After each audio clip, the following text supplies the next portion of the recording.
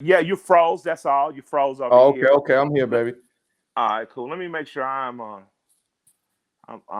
Yep, I'm connected to my router and all that stuff.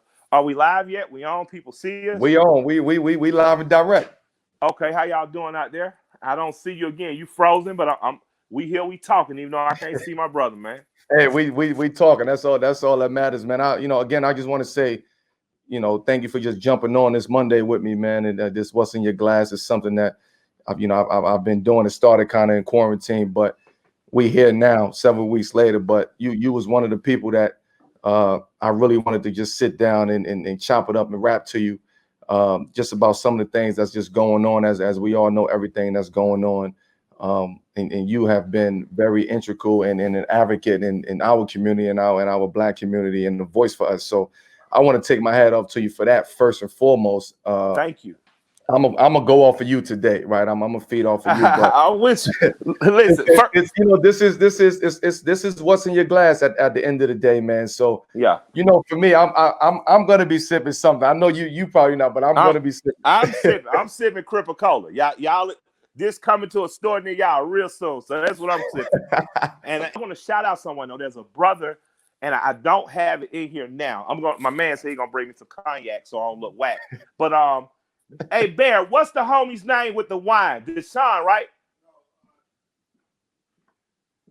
There's a rosé that came out. A black brother did. It was just in Forbes magazine.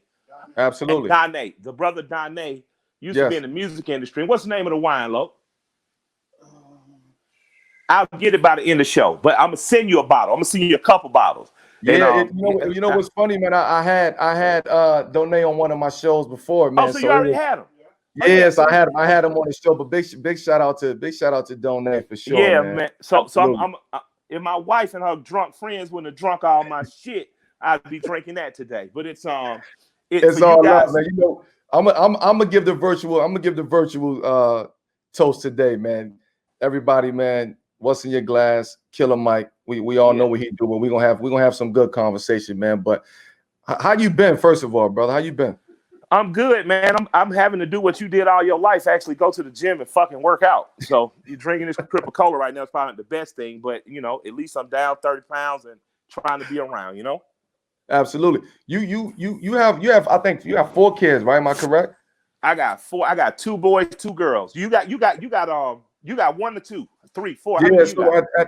so what had like with your family, like what has been the most challenging, like and most rewarding part For about man, parenting for you? I'm a be honest, man. My father, my father was a teenage father. My mother's a teenage mother, right? So with my dad, he and my mother were never married. My matu was what I call my stepmother. We never use that term. Um, my matu was a mother to me too, and I had three sisters by her and my dad, and I had three sisters by my mom and my non-bio dad. So I grew up with two dads and two moms, but my grandparents raised me. Right, my mom's parents raised me. I was lucky though in that my father, both of them, gave me a lot of good advice, but I didn't follow their advice about not being married and having children. So my children weren't in the same household with me. And that has been, if I have any regrets, that's been my biggest regret, right? Because I didn't get to have them all under one roof, even though they're all very tight, because my grandparents made sure that all the parents and kids were involved. So I grew up in a real tapestry. I know all my sisters the same. I love them the same. I'm connected with them. Some I talk to more than others just because that's how brothers and sisters do. Some get closer, like my gay sister. Me and her hang out, and we love the strip club. So we together a lot more than my sisters That's a who lot are of just the bonding same. right there. You know what I'm saying? So, but I'm lucky in that I have a close relationship. My youngest daughter is Michael. She has two mothers, my wife and her mom. I was a wild guy philandering. You know what I'm saying? When she was made and born. But the two women that were involved with me and involved in her life, man, they really bonded around this child, and it has been amazing because my dad told me don't have children out of wedlock, and I didn't follow that advice, and I didn't understand how much it hurt as a dad not to be with them. I didn't, and the world doesn't understand. It isn't empathetic or sympathetic to you. And if you and shit, if you don't have the right woman, she ain't sympathetic either. Luckily, I married a woman like my grandmother. She's a lover of people, and so she loves my children as though they're her own. She supports me in being the best father I can be. I have my youngest son with me today, hanging out. So I have enjoyed being an atypical father in that I'm not married to the mothers. I'm not there on a daily basis, but because I have such a strong wife and family unit, my children are bonded, and I'm lucky. But that's been the biggest challenge for me in being a dad, just holding them together because I made the Absolutely. mistake of not having them together. Absolutely. What you've been such a powerful voice in the Black Lives Matter movement and politics in general. Just over the years, I've been following what you do from as a rapper, as an artist, and Thank you. what you do outside the music game or the music industry. What necessary steps do you feel we need to do, like to take as a total nation as a whole, to So bettering ourselves and restructuring our system? Because it's so much yeah, conversation and topics and talks, and people kind of feel lost about what to do and what not to do, or who to yeah. talk to, who not to talk to. Like, what is your take on that? So okay, very, very, very, very local. And what I mean by local is first of all, what can I do for myself today to make myself a better me? Um, and that's why I take my fat ass go get on the treadmill. All right, that's why I lift weights now. That's why It's gonna happen. I It's just, gonna happen. you know what I'm It's gonna saying? happen. I know, man. I'm telling God, damn, I wish I would have stayed true. That when I was 8. But so on a very local level, the first thing you have to do is take care of yourself, meaning educate yourself to the best of your possible ability. So if you can't go to college, go to trade school. In fact, I suggest going to trade school now because there's going to be a 20-year boom on infrastructure bill. Take your finances seriously. Whether you make $2.4 million or $24,000, try to live below your means and save, right? So do those simple things because that allows you to escape the pressures and anxieties that hit you. No matter how you were born, this is a country where if you properly incentivize education and know that, okay, if I learn how to build a house, people are going to want houses built. I can do that. If I learn how to drive a truck, the CDL is going to keep me fine. Learn how to do coding, people are going to need. So let's take care of ourselves. Then next, how do I take care of my neighbor and my greater community? So if my grass is cut and I have a lawnmower, my neighbor's grass isn't, I either cut my neighbor's grass for them, with them, or I lend them my lawnmower. Because if my neighbor's property value falls, mine falls. So I have a vested interest in making sure that the value stays up. So I make sure that I'm not only taking care of myself, but I help take care of my community. From an economic standpoint, I start to do things like purposely seek out things that are made or manufactured or produced or distributed by people who look like me. So my wife and I, we don't use Tide or Gain detergent anymore. Not that we didn't like Tide and Gain. They smelled very good, but they were just like any other soap you put in water with bubbles. Once we discovered True Detergent, which is a black detergent company, that is the only detergent we use. We just don't use other detergents now. We make an extra effort because we know that True employs people, both black and white, on the south side of town, in the new city of South Fulton, which is a black municipality, 97% black mayor, black police chief, black council members. And we know if we want this city to grow, it needs jobs. So I support them because I support black people. I support local and small and medium businesses. So I do things like that. And then on a bigger scale, what I think and hope can happen is that people who are entertainers, athletes, and finance people can start to make some of the good decisions that have been made by some of the best of the brothers in your league. People like Grant Hill, Shaquille O'Neal, Jamal Mashburn, people that have said, okay, if I'm going to if I'm going to buy Papa John's, I'm going to make sure I buy Papa John's from a shack on Papa John's. Because when it's time to support school scholarships, when it's time to support HBCUs, this is the class that'll do it. I wish to see a black business class grow out of these kids that sing and dance and run balls, and jump high for a living. Because I think that if you position and leverage your power from what you already have, you can become powerful.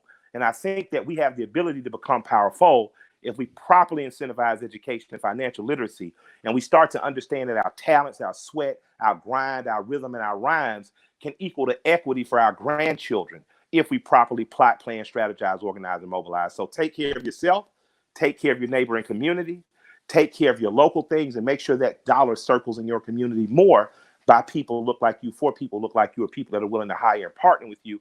And I think that begins. I don't have all the answers, but I think that begins us on a path of betterment in this country. Of course. Well, nobody has all the answers at the No, end of people the day. pretend to all the goddamn time on Absolutely, TV.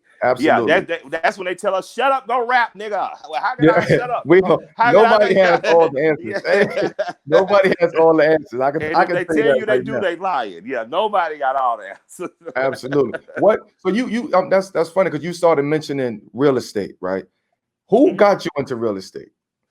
Oh, my grandparents. Yeah, this is not who got me into real estate. It's what you did. My Right. great grandmother taught me how to sew a button on a polo shirt that I popped the button on. Her mother taught her. Her mother was enslaved. My great grandmother's mother died about 3 years before I was born. My great grandmother died when I was about 10, 11 years old. So I had 11 years of tutelage from a woman who had been Mm, the daughter of an enslaved human being. Well, as a daughter of an enslaved human being, she educated herself. She taught herself to read, taught her mother to read, taught 11 children to read and write, made sure they went to school. Her and her husband, my grandfather, N.H. Blackman, who was the son of someone used in the Tuskegee experiment, bought 33 acres of land. That land is still owned by my family today. We get mm. checks every January from the lumber company, a couple $100, nothing to buy a pair of Jordans or two. But my great grandmother's blood, sweat, and tears, and my great grandfather's blood, sweat, and tears. So in my family, we're a large family from a small town called Tuskegee, Alabama. You don't sell land unless they Right. give you such a premium you can't turn away. So sometimes when my phone or my wife's phones, one of our real estate phones will pop up and say, "Hey, we saw that you own such and such address. Are you interested in selling?" We just send a short text message right back, $1,000,000.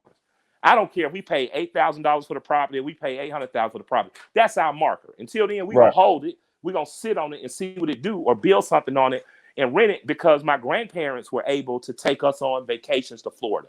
Not big extravagant vacations. Everybody packed in a van.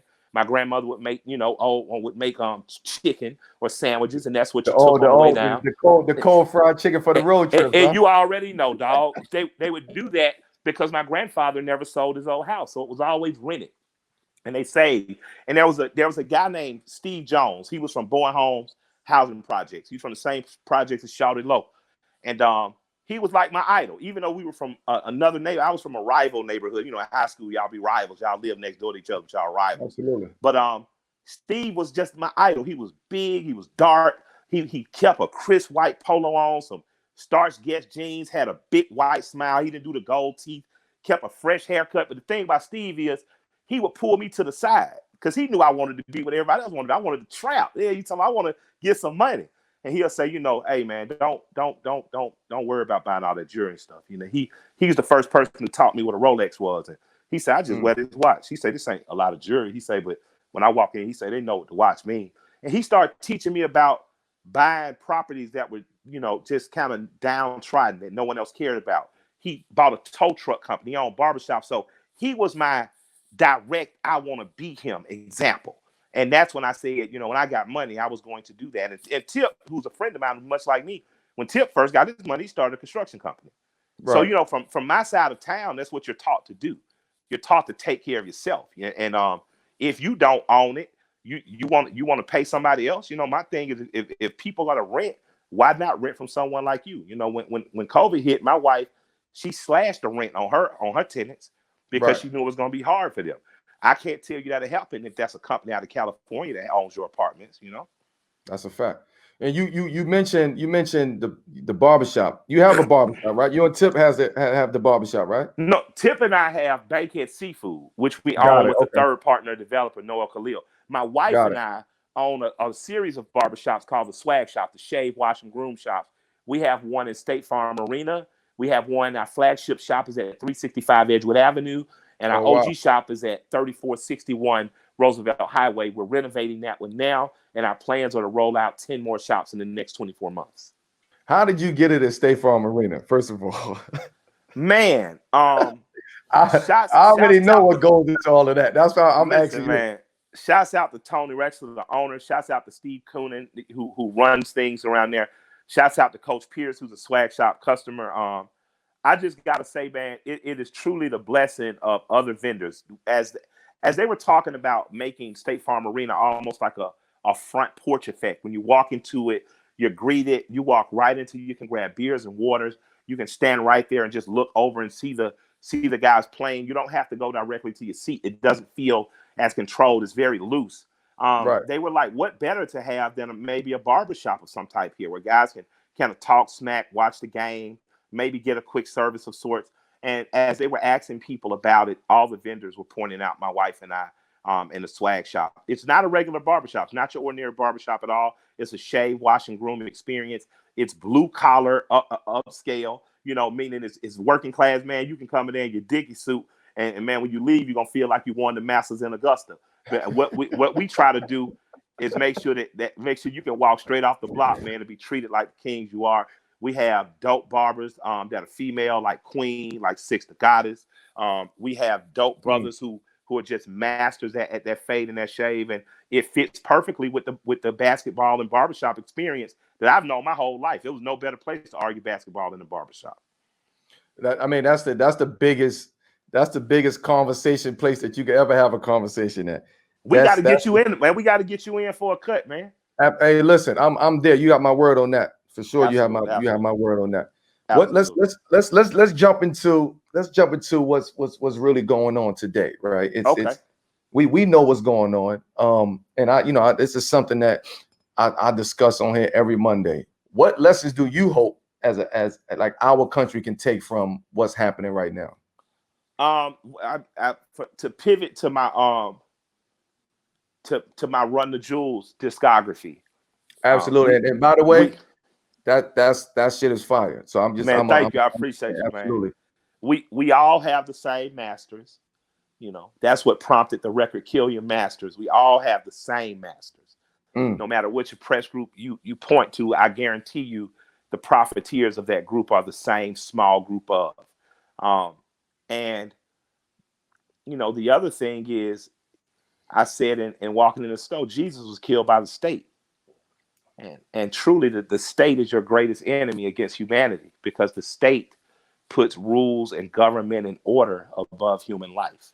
Absolutely. I think that those are the two things of the right now that we all could take time to pay more attention to. The state should never supersede human life, and the masters that master us all. But do you think that's an educational thing? Like I don't think we're educated on that. I mean, we're educated on it, but you're given doses of sleep every day. Every single day you're told to be more fearful by watching the news. Every single day you're told not to trust other human beings because of what they look like or where they're from. But if you take time to pay attention to what you learned in 9th grade civics, and you actually read your Bill of Rights and the preamble, if you actually took those words in, you'd start to think differently about what you allow to happen around you. Absolutely. It only happens. These things are only happening because we allow them, and the good things aren't happening enough because we don't encourage them. If everyone stopped watching evil on the news would not broadcast evil, and you would not see the replication of evil over and over again in the same way. Because, when you see a child that'll walk into church and murder, he's looking for some type of validation or glory. And then when you give that on the news, then you see the next sick person fed that, who's given the ability to do that. And we have to at some part start to understand that we're watching a pornography of pain, and we're pouring into that when we could be pouring into other things. There's an old African folklore that when someone in a village, did something to transgress or was wrong, they would encircle that person and remind that person of the good they had done.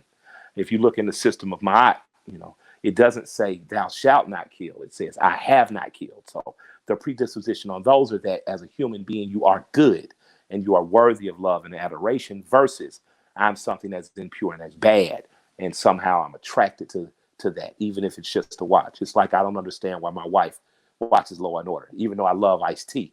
It's just like, honey, someone else getting kidnapped and killed again. Can we watch PBS for a couple hours? You know what I mean? So absolutely. I think that we need to, in this world, start to choose the better path, because we're all being made to be apathetic towards some of the most evil and egregious things. What's happening in places like Portland right now, this country should be flipping itself upside down. When unidentified people can jump out of a vehicle, beat a veteran, and that veteran walk away with a hand shattered, or or put you in a car and disappear, that when you start to realize that this is what happened in the Congo under King Leopold, the Africans, this is what happened to Jews in Germany, this is what happened with the brown shirts in Italy to Italians. This is what happens when tyrants reign, and we have to start to really look at what's going on and say, what are we seeing, and try to stop this cancer before it spreads, because it's getting pretty scary. But we don't have to let it be. We can stop the state from oppressing, and we can also be kinder to one another. It is possible. Yeah, I mean, we import. I mean, not at the moment, but we actually import. So we are very close to that situation that's going out there, and yeah, it's sad as hell. It's unfortunate, and it's like what can we do? Like what can we do? What do we have to do? What do we have to say? Like how far do we have to go in order to stop this shit? Like none of it works if you don't work. If you're a policeman and you are ordered to hurt, harm, or break or deny an American his constitutional rights, you can do what that one white cop did, and you can. That's all you're gonna do. You're gonna do your orders. You're gonna follow them orders. Yeah, but you don't have to. You don't have to. You don't have to. Like if every 18-year-old man on earth refused to go fight for an army, like if you want to see war end, demand the heads of state fight. Right. Demand the heads of state fight to the death instead of your nephews and your nieces and your sons and your daughters. So they're as human beings. I don't know when we'll get to that point, but human beings eventually will get to the point where they say enough. Enough warfare, enough bloodshed, enough. So it is up to the people in uniform to uphold what is right. It is up to the people who are in the public to keep putting the pressure on politicians and on corporations. But at some point, we could just stop. At some point, we can just stop. We could literally stop. You could stop this machine at any point. If you work for the power company and they say, well, turn off the power and grid. No. You work for the water company, turn the water off. No. There are always more of you than them. There are always more slaves than masters. There are always. And if you think like that, if you already free and you act like it, the world changes instantly. Doesn't take years to change. We just have to decide that. And when we as a people decide that, the system changes. It's very simple. It's just scary because you don't know what you're going to do the day after. Right. It's the unknown. But it's worth walking into because this way isn't working. We've tried this for too long. Do you think people feel like at this time that yes, it's worth walking into that unknown? I think they are, because they're burning shit down. When you burn stuff down, it's like a phoenix. Something has to rise out of that ash, and it's usually, a new system or order or something. This country is what it is because people got fed up paying taxes to a monarchy and they said, fuck it. Absolutely. The Boston Tea Party happened.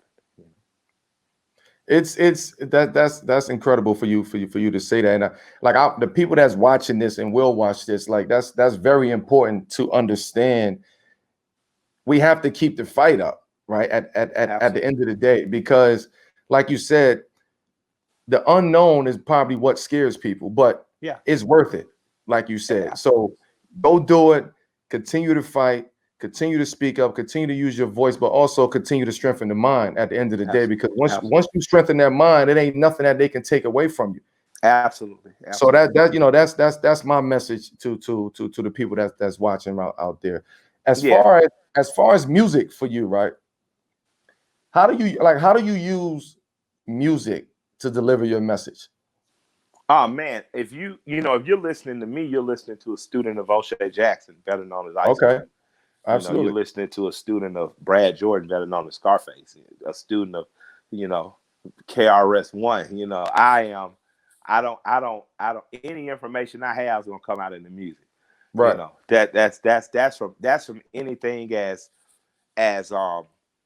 anything as poignant as me saying, Dick Gregory told me a few things before he laid down in his grave. Never forget in the story of Jesus, the hero was killed by the state. Very poignant, but to me, just as poignant, but totally street was when my mother told me, never get these bitches my love. Never give nigga my plug, and then I said, my dad said, never give 100 your money. And I said, I asked Dad, did that include money? You know what I'm saying? That's so for me, music has been the place of freedom. You're an athlete, man. I'm sure that, being, and I've seen you just be phenomenal. for forever. And being phenomenal forever, at some point, you are just probably most free on the court when it's just you and those 9 other guys that are on the court with you, and y'all are just playing. That's when I'm free. When you get off and the reporters are talking, or we're both married, your wife is talking, or your responsibility to children and the world and your businesses, we belong to everything else. But you on the court with a ball is probably the freest you feel, and that's what rap is for me. So when I'm free, I say what the fuck I want to say, and Absolutely. that's an amazing feeling, because most people never get to feel that. And I value that as an artist. I value the ability to be as skilled and disciplined, or as impromptu as I want to be, and people groove. It makes people move. So, well, it makes a lot of sense, right? To make those analogies, because we use as somebody who plays basketball, somebody who plays a sport. I don't like to consider myself a basketball player. Like I play basketball, but that's not who I am as a person. So when we're out there on that court, or on the field, or on the pitch, or whatever, that's our sanctuary. Like that is time. That is time for us to separate from all the bullshit that's going on out there, and really have this moment where, like you said, we can be free. Like we have this freedom at the end of the day. But once you get off of that, it's like it's back to work. You're going back into this shit that's just messed up all day long. You got media. That's the work, though. That's the work you pay for, the being free. Absolutely. I mean, of course. But we and especially for myself, I like to speak for myself. I've been adapting, or we've been adapting as Black people our whole life, and even way past that. So what we're going through now is it's easier for us to adapt to, because we have to, but also because we've been doing it forever, right? So there's no situations that we won't be able to put ourselves in, or ourselves being put in, that we won't be able to adapt to. Yeah, I agree. I think that our greatest commodity has been in love and the ability to adjust, to be like water, to flow. Bruce Lee said it best. Absolutely. Be like water. Be like water. Although I think that the time has come, because we only 57 years in the freedom, 56, 57 years. My parents were born in 1955 and 1959. So essentially my parents were, well, not essentially, they were born under apartheid. They were born when Jim Crow law still existed. So for me, for me, man, I don't know, man. It's high time. It's high time we free, but we got to be patient, and we got to move skillfully, because we so new at this. We've always adapted, but we've always had to. Now we can actually set a firm foundation. Like we can actually start to participate in capitalism in a way that we aren't just used and abused. We can start to use our leverage as entertainers and athletes to plateau us to next level ventures that allow us to become the class of job providers and producers in our community. And we have to look at ourselves as the first rung in the ladder, or the second or third rung. But we can't think that we've made it to the top yet. And we can't continue to always adjust, because at a certain point we have to set a foundation that doesn't have to adjust for the wants and needs of anyone but our wants and needs. And I think that's happening now. I think that's what's happening right now. I would agree. What do you like? So if you're talking to a young Black kid, what is your message to him? This is a kid who this is a kid that don't have any hope. He don't, his dreams are deterred. So what is that message to that young Black boy at the end of the day? Man, let me tell you.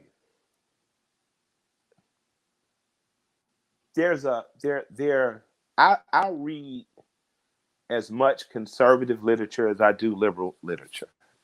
I listen to as many conservative thinkers as I do liberal thinkers. And what I've come to realize more and more is that my grandparents kind of represented that for me. My grandfather was probably more libertarian. He didn't want government in his life at all. He was into having to get a fishing license. Because of him, God gave you an appetite, and you had a clothespin, a fishing pole, some string. You figured out how to catch a fish. You shouldn't have to pay a game warden to tell you how big a fish you can catch. You adapted to what you had. Absolutely. You know, my grandmother believed in government assisting because you deserved it and because, you know, you had paid your taxes. But um, I think that for if I'm talking to a young black man, like I'm talking to my son, I remember when he said, well, I don't want to go to college. And I said, okay. So what do you want to do? And he said, well, I want to be an electrician. I said, well, okay, well, that makes all the sense in the world because I have to pay electricians, and goddamn, I pay them a lot of money, whether it's wiring my car or my house. So I'm with you. So let's get you on a path to once you finish high school, going to either trade school or to be an apprentice with the IBEW, the International Brotherhood of Electrical Workers. And I had to understand that I had made the mistake of forcing his older sister to go to college when she wasn't ready, and that's what she wanted to do. So what I tell any young black man is to continue as much education as long as you can. So doesn't mean you go right into college or trade school. You might take a year off after high school. You might work, but go to a high school, take it seriously enough, graduate well, go to a college or trade school. I would even say trade school first at this point. Go to a trade school. Next, I would be like, get financially literate and learn how to hold your money. The other thing would be, or hold and invest. Do not have any children until you're over 30 years old. Do not attempt to let a girl take you seriously until you are 28, 29 years old. And the reason I Right. say that is much of our problem is based in the fact we make too many adult decisions as children, and then we're locked into an adult role before we have a chance to fully ripen and become who we are. So for young African American men, what I would like to see is them become far more selfish with who they get a dick to. I'd like to see them not be fathers too early. I would like to see them become educated, especially in matters of trade, because I can't argue when my plumber tells me $1,000.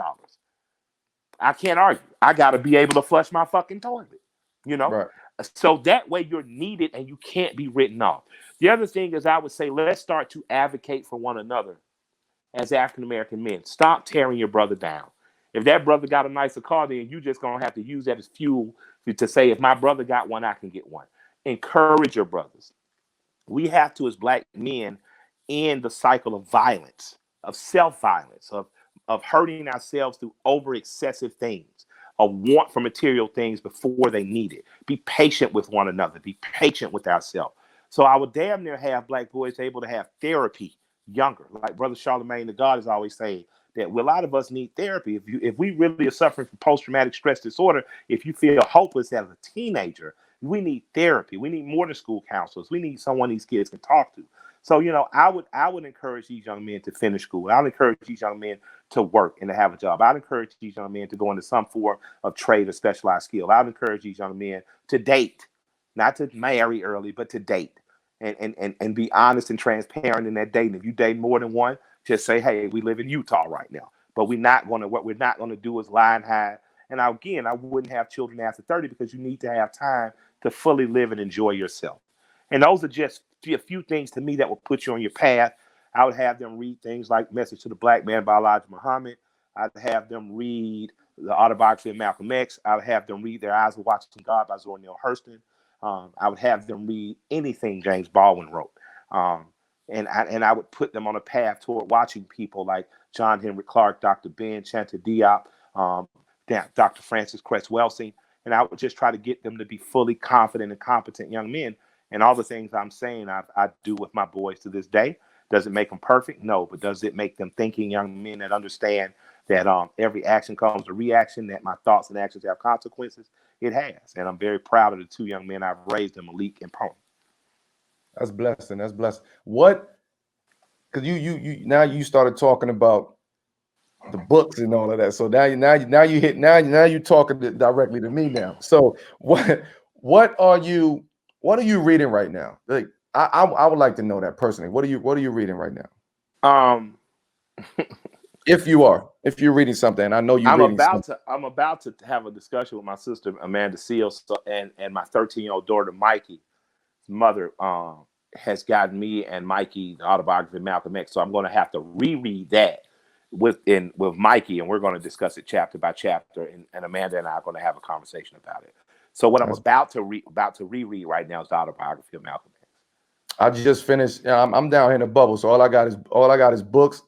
and wine and basketball. So I, I just I just reread Miseducation of a Negro. Oh yeah, Right. Miseducation of the Negro. Yeah. Oh man, that's a good one. That's a good one. Which The is which is go use incredible, by the way. absolutely, absolutely, And it's still now relevant. it's still relevant. And also I like to go back and reread things. So I'm rereading Before There Was Columbus, right, by Ivan Van Sertima. Like that's Yes.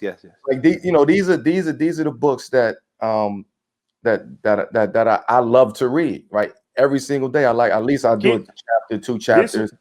This one is by a white guy, but get The Ruins of Empires by Count Volney. He was actually in Egypt at the time that the Sphinx and stuff was still, and he said they made him retract it later. It's interesting how that works.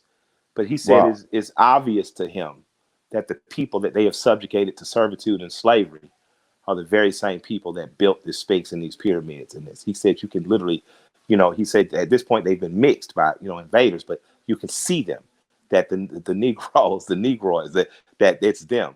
So it's amazing to have an eyewitness account. You're reading. He was an Of course. Orientalist, meaning he was off. What he did was study Asia, the Orient, Eastern Africa. So with his own two eyes, he saw that. After I read that, I never argued with people again about the race of Egyptians or Kemet, because I don't have it to argue with you, because I'm Right. literally reading someone who was there, and that's the importance of my wife. Though I gotta say, I just remembered my wife.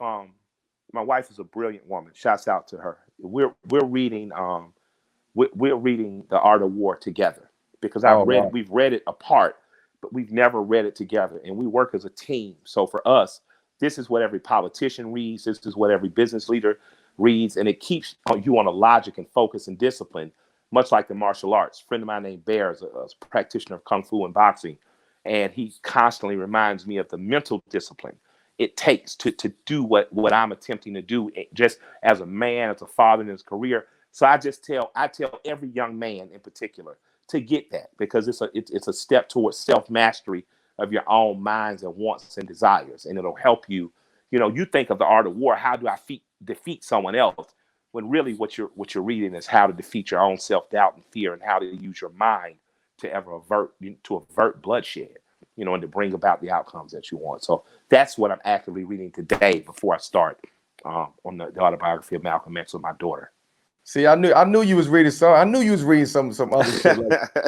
Like that Art of War has gotten me through so much, so many tough times. Absolutely. So times where you're confused. Whether it's self-doubt, where you're not lack of motivation, you're trying to figure shit out. Like that's what the Art of War does to you. Like you come out of that book feeling like a brand new man at the end of the day. What I know you are big Bernie supporter, and not even a supporter, but a close friend of his. He's a good man. Absolutely. So do you think you would vote for Biden? And do you think that's Bernie? Not the question. That's not the question. That's not the question to ask me. Okay. The question to ask me is, what can Biden do for your community that would cause you to vote for him? So, one thing that Sanders said he was willing to do, John Connors, the late John Connors, who left us last year, was one of the most prominent black politicians in this country ever, and a decent and good man. As far back as 1989, had been trying to introduce the H.R. 40 bill, which would begin a study of what are we owed in reparations. Now, according to the Angela Project, thanks to Tone and Yvette Carnell for introducing me to this project and some of this thought and philosophy, we're owed in excess of $15 trillion. Bob Johnson went to Trump, I think it said it was 14 trillion, but it added about that ballpark figure. We're owed that. And if I'm running, and I'm asking a community that votes for me 95% and better, if nothing else, I'm going to reward them with that study so we can begin a path to what they're owed. And if a politician is not offering me that, my question becomes, why would you ask me to vote for that politician? 1000%. That makes a lot of sense. It's what can you do for our community at the end of the day. Absolutely. What do you got for me?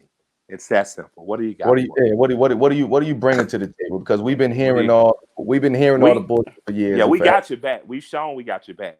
We Right. voted for Walter. We voted for Walter Mondale and George Dukakis. We got Mm, your back. We right. voted. You know what I mean? We got you. We've had your back a long time. So, black, y'all deserve something, guys. But do you think that reparations are even possible? Yes, absolutely, absolutely they are. Absolutely. Do I think making it into the NBA is possible? Nope. Do I think that? Do I think It's a Do I slim think that? chance. Yeah. Do I think that we could figure out a country that's figured out a way to repay other cultures for rights and wrongs they have not done? Absolutely, absolutely, it is. And it's up to this country and the people that lead this country to figure it out. That's the responsibility of this country. Is that in the near future, you think? Well, what are we demanding? Are we as a voting bloc going to demand that? If black people said we demand this now and they proved it with action, then absolutely. If we don't, then no, they won't. If we're satisfied with commercials, endorsements, and endowments that are frivolous and mean nothing, no. If we buckle down and refuse to spend a dollar, what'll happen if black people don't spend no money between Thanksgiving and Christmas? Yeah, it's over. It's over. It's 40% over. of all retail is done between Thanksgiving and Christmas. Yeah. So if y'all don't go out, what happened if black people don't buy Jordans for 3 years? But you got to support black businesses. So George is black business. Yeah. No. I'm not saying you don't. No, I'm messing with you. Yeah, I'm just saying you shoot up the club though. You like, hey man, I'm just saying, I'm just saying what happens. What happens when you refuse to lose? Right. That's what it has. See, that's what you gotta say. What happens when you refuse to lose? When you just become a dog about it? Amazing things happen, man. I listen, man.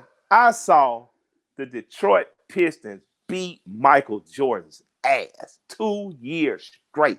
I mean, I was eighth, ninth grade. Everybody wanted a Pistons jacket, and then he came back different. He came back like he rose from the dead, like a Herculean character.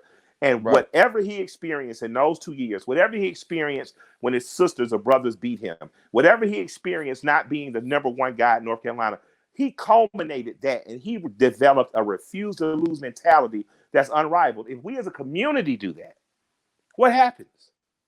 Like, what happens? And I don't know what happens, but what I do know is nothing is impossible when a determined community is determined. I watched on the internet a few months ago or a month or two ago, a group of Amish men, about 200, 250 or something like that. They moved a whole barn.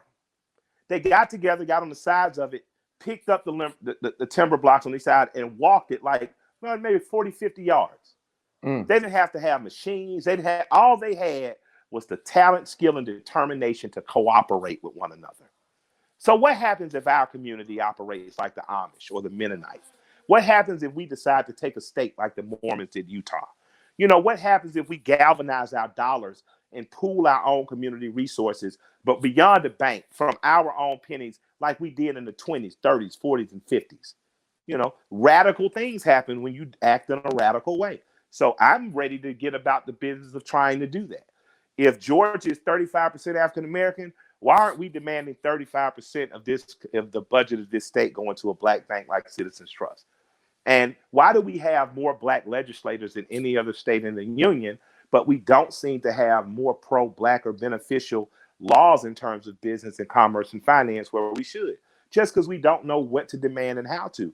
But the minute we start discovering what to demand and how to leverage the power we do have, whether it's voting or running or singing or dancing, if we leverage that, then everything starts to change. But we must move in a covert yet radical way in terms of capitalism.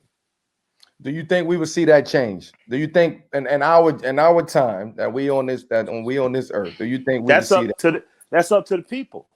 Right. Do you think that's where we're headed? I think the people are headed somewhere, and I'm with them. We'll see where we're headed in a more progressive way, but where was this is a cola. It's Cripa Cola. Can this become a national brand? It's a great cola. It's as great as any other cola. RC, Coca-Cola, Pepsi Cola, Fago. Do we believe in ourselves enough? Do we believe in ourselves enough to say, if I'm gonna drink a grape drink, I'm gonna drink this one. If I'm gonna drink a cherry drink, I'm gonna drink that one. I'm gonna drink it from somebody. Do we believe in ourselves enough to buy the old Coca-Cola factory in Atlanta and start to produce our own? Do we? I don't know. The people, Michael and Carmelo can want for the people, but we can't want more for the people than they want for themselves.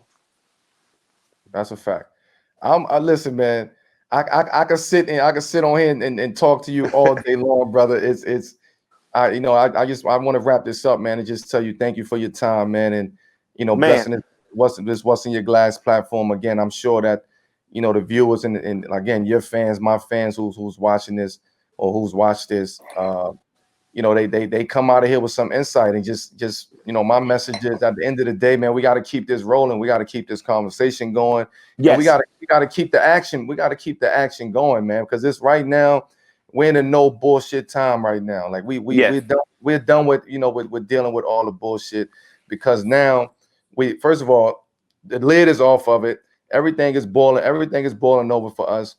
Yeah. So much hate, anger, just the lack of hope that we have within our communities, man. We got to get that back, and the only way we can get that back is by keep fighting, keep using our voices, keep using our platform, but educating at the end of the day.